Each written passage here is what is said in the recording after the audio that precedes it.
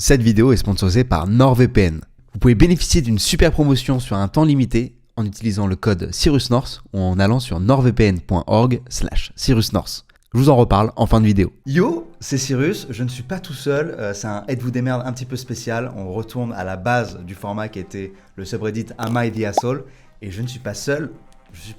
How are you? I'm great. How are you? I'm great. Je suis avec Michael Schur. Michael, do you want to, people might not know exactly all the things you've done. Do you want to introduce yourself? You'll do it better than what I do. Sure. I'm Michael Schur. I'm a TV writer and producer in America.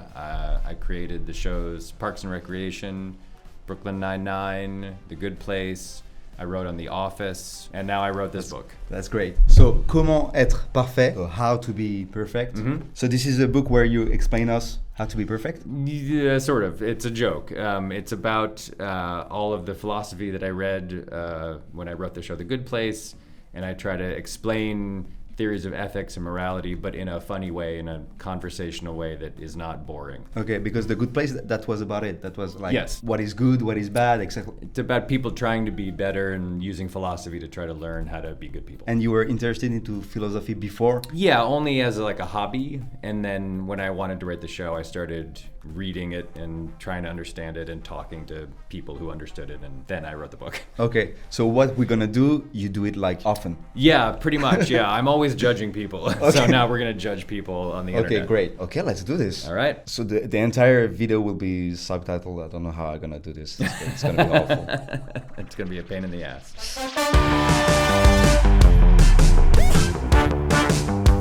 Am I the asshole for wanting to wear high heels at my wedding despite my fiancé's objection? My fiancé, 31, is short.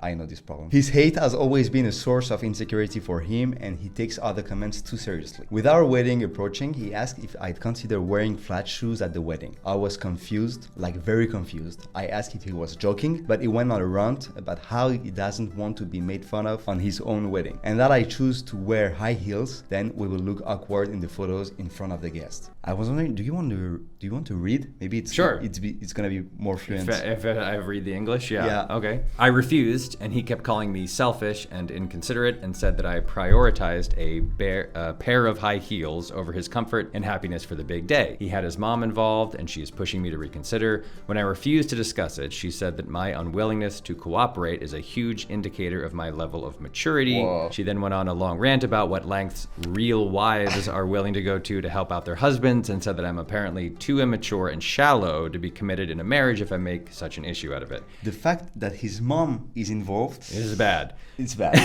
Am I being selfish? It's not just about what I want, but the high heels help make the wedding dress look better, and I feel like I deserve to look my best at my own wedding, just like every bride's dream. His insecurity is preventing me from getting that. Am I the asshole? Edit typos to clarify, I'm slightly taller, but he said he doesn't want me to look any taller than that. Okay, so now she's answering some questions. The guests he was talking about are his male friends and the men in his family. They comment on his height all the time, call him names from Shorty, Koala, Lil D, Hobbit. Oh God.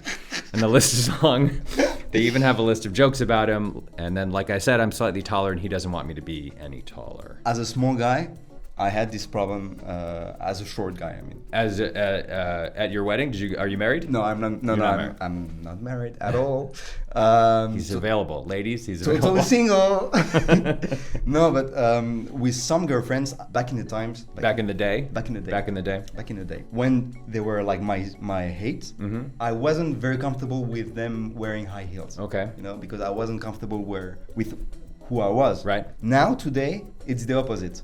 Like, if you're taller than me, you like it. I'm like, yeah, it's like Jason Statham, Yeah. When he comes on the red carpet and sure. his girlfriend is like girlfriend taller. Is 6'5", yeah. It's right. like, yeah. So what do you think that's just you've matured? Yeah, I think it's self-confidence. Mm-hmm. And in the same times, he's not helped at all because his friends are calling him Shorty, Koala, etc. Yeah, so his friends are the assholes to start, right? Because his friends are picking on him because he's not tall. Don't do that. That's not nice. Why would you do that? What do you think about her though? I understand the mentality. This is your wedding day. You want to look as nice as you want. You're going to take pictures. You're going to remember this day. I understand her impulse. It feels like this is a classic compromise situation though. Exactly, Like, he should be a little bit more understanding that she wants to look nice on her wedding day, and she should be maybe a little bit more understanding that this is a sensitive issue for him. Yeah. And that maybe she wears them for the ceremony and takes them off for Or there's a solution. He can wears like shoes. He could wear platform. Do what Tom Cruise does. That's what Tom Cruise does. Tom Cruise's shoes have we have secrets from Hollywood, guys.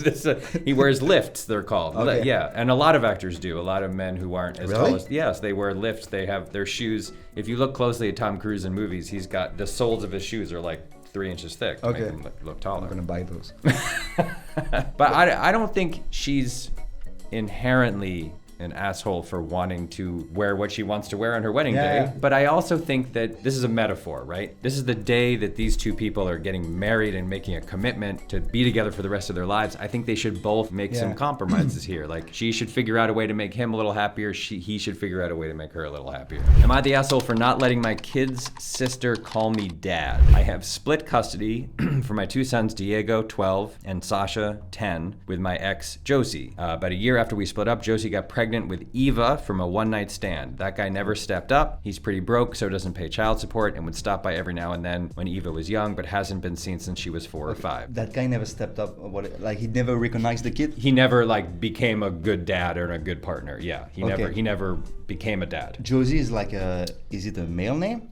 Female, I believe. Josie got pregnant with Eva. Eva is not a. Eva is the baby. He was with Josie. Okay, I thought it was a name. And no. Like 2 girls. I was like, 2 girls get pregnant. No, so this guy and Josie have 2 kids, Diego and Sasha. Josie, then they split up. Josie met another guy. Yeah. Got pregnant with Eva. Okay. And that guy disappeared. Okay, got it. Okay, so thank you very much. I'm pretty good friends with Josie, his ex-wife or ex-partner. Yeah. And will invite her and all 3 kids over sometimes when I have cookouts and stuff like that. Through the years, I've watched Eva for Josie as a favor here and there. They go to the same school, so sometimes I'll pick all 3 of them up, drop them off at Josie's on her weeks when she's busy, but I have some time. I don't play a fatherly role, though. So far, so good. So far, so good. I don't play a fatherly role, though, and don't really want to. The other day when I picked them up from school, Josie asked me if I want to stay for dinner. We had a nice meal and hung around a while. When I go to leave, and Diego and Sasha hug me goodbye and say, bye, Dad, Eva also gave me a hug and called me Dad as well. I figured it was a mix-up, and I go, what was that, Eva? And she goes, oh, sorry, mean to ask if I could call you that now. I told her I'd rather her call me my name. Whoa. I'm not comfortable with that. I don't want that responsibility on me. She seems sad, and I thought that was that, but since then, Josie told me I'm being a real jerk, saying it's not like she's asking for child support from her, but I should still let her call me that and be flattered. I don't really like it though, and I'm afraid of future expectations if she gets used to it. Am I the asshole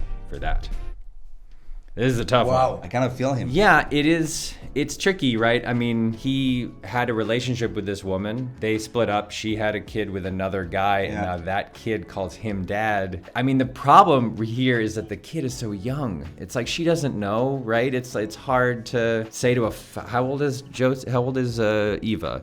She was 4 or 5. I don't personally want to be uncle or some nickname. I feel most comfortable going by my name. I mean, it's not great, but it still helps Eva a lot, even if he don't have to. Yeah. He doesn't have to. I think the question is, how do you tell a child Yeah. what you want?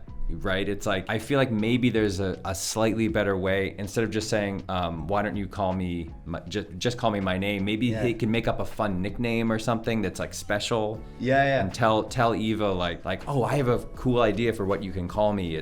And just telling the kid also doesn't mean that I don't love you, or right. Doesn't mean that I want to reject you, right, etc.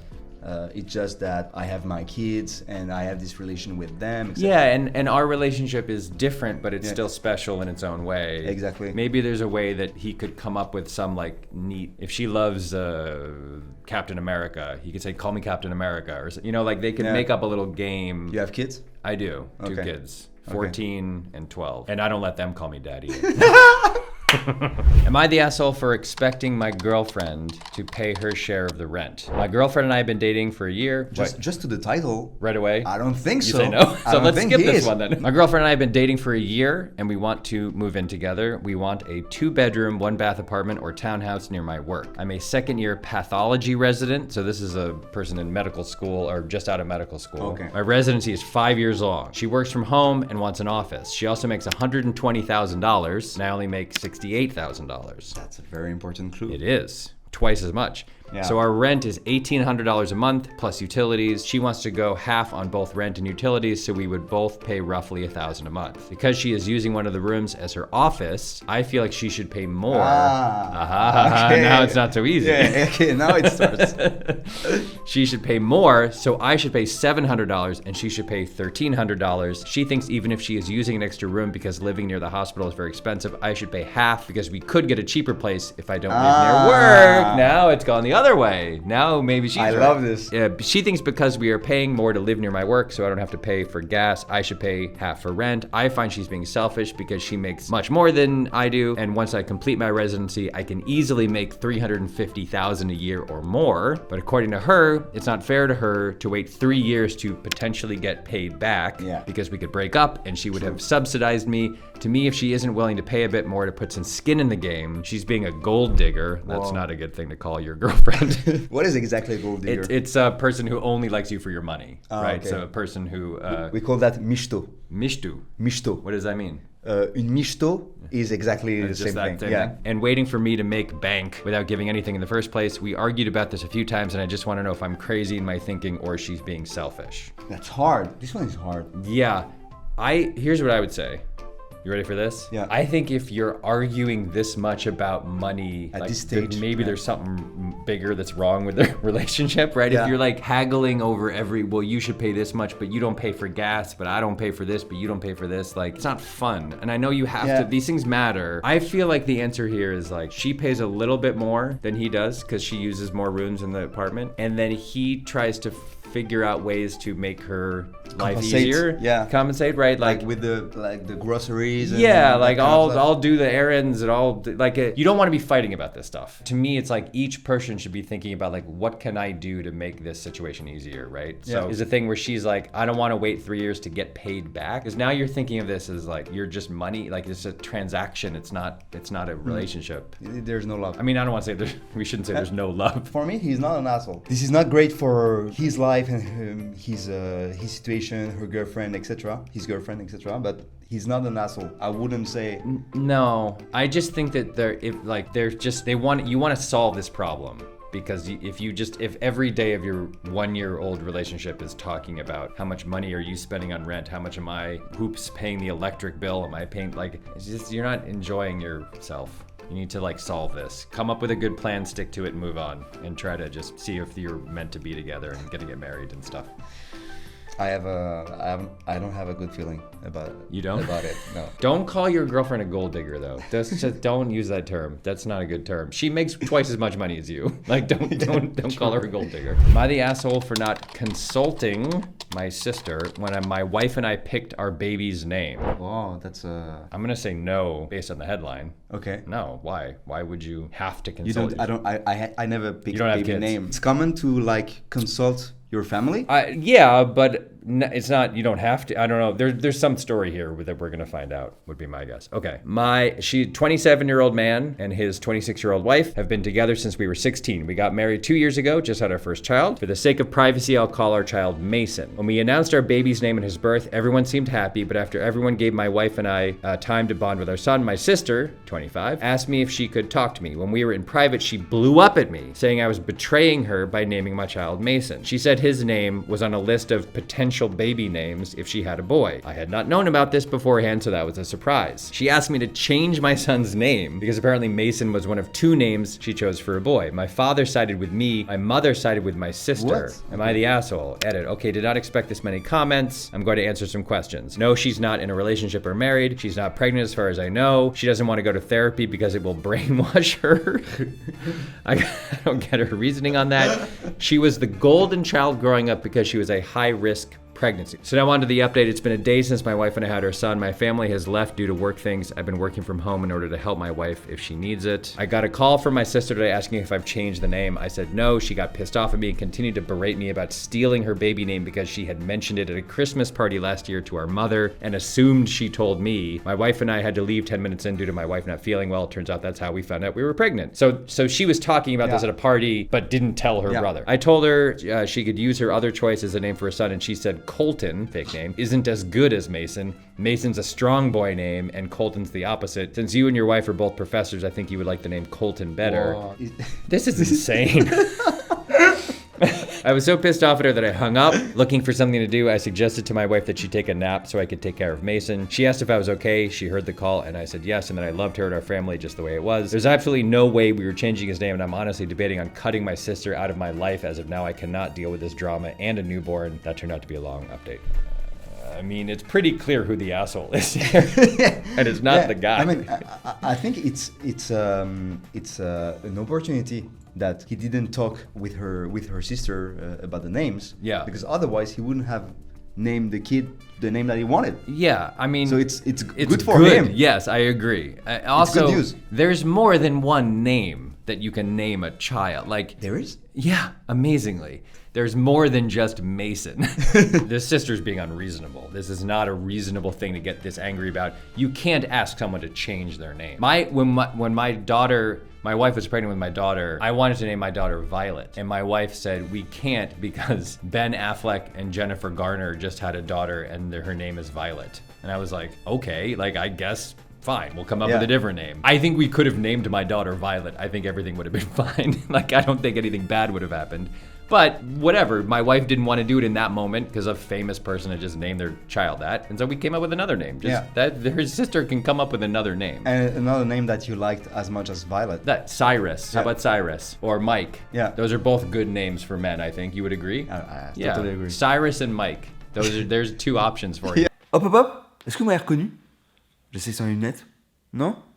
Et pourtant c'est Cyrus North VPN. Vous savez ce que c'est un VPN? Un Virtual Private Network, un réseau virtuel privé. C'est simple, ça permet deux choses. Déjà rester protégé quand vous allez sur un site qui n'est pas HTTPS en utilisant un Wi-Fi public, genre un aéroport ou une gare, ou un café, fast-food, tout ça. Parce que là en fait quelqu'un de malveillant pourrait voir toutes les informations qui transitent, pas avec un VPN. Et la deuxième chose, c'est que ça peut donner l'illusion que vous êtes n'importe où dans le monde. Donc ça c'est très pratique par exemple pour accéder au catalogue des plateformes de streaming partout dans le monde, par exemple pour regarder les œuvres de Michael Schur. Je sais qu'elles n'ont pas toujours été disponibles sur toutes les plateformes en France. Ça aide aussi si vous voulez accéder à un site qui est bloqué dans votre pays. NordVPN, c'est sur tous vos appareils, que ce soit sur ordinateur, tablette ou téléphone. C'est hyper simple d'utilisation. Donc là, on va se connecter en un instant. Ça y est, on est connecté. Imaginons, je vais me connecter depuis les États-Unis. Hop là, ça y est, je suis connecté depuis les États-Unis. NordVPN, c'est pas seulement un VPN, ça offre aussi une protection anti-menace. Ça vous protège des trackers, ça vous protège des publicités invasives et malicieuses. Ça vous bloque aussi des sites qui vous veulent du mal et ça vous protège des malwares. Si vous allez sur nordvpn.org/CyrusNorth, vous avez une énorme promotion, ou alors vous utilisez juste le code CyrusNorth. C'est satisfait ou remboursé pendant 30 jours. Ça vous permet de tester plusieurs VPN. Honnêtement, vous pouvez le faire. C'est ce que j'ai fait et j'ai gardé NordVPN. Je les remercie encore une fois de sponsoriser cette chaîne et notamment les êtes-vous des merdes, et je vous relaisse avec la suite de la vidéo. Mike, it was a pleasure. Thank to you make, so much. This video with you. We can buy this like Next, I think on Thursday. I don't know when this video is coming out, but I think the 27th. So it's already available. It's already out. Can you remind us like I'm gonna do it again. Can you remind us what we can find in the book? This is a history, an explanation of moral philosophy and ethics of the biggest theories over the last 2,500 years, but it's told very casually, conversationally, and with jokes, lots of jokes. So it's just what I learned about how philosophy helps you become a good person, but it's funny. It's funny. It's way funnier than the original philosophy. The original philosophy is not funny at all. It's such the best audience for that because they're like everybody hears like love philosophy and love making jokes about it. Great. So this is like this is the book for you. So this is perfect. Mike, thanks a lot. My pleasure. It was a pleasure and an honor, honestly, to meet you. That's very kind. Like when I said to Tom that you were coming, I said like maybe I'm gonna shoot something with Michael Schur like Saturday morning. He was like, you cannot say that like this. Like it must be. I mean, tell me the truth. I mean, it's not like possible that you tell me this like so casually. Why? Because we're fans. Oh. We're fans of what you do, and Thank you. And there's many people in France like who know your stuff and who love what you do. Thank you. That's very kind of you. So and it's an honor. Thank you, any of you who have ever watched anything that I've ever done. Thank you very much. All right. See ya. Comment être parfait? Je vous mets le lien dans la bio. I'll put the link in the description. All right. Gros bisous. Bye bye.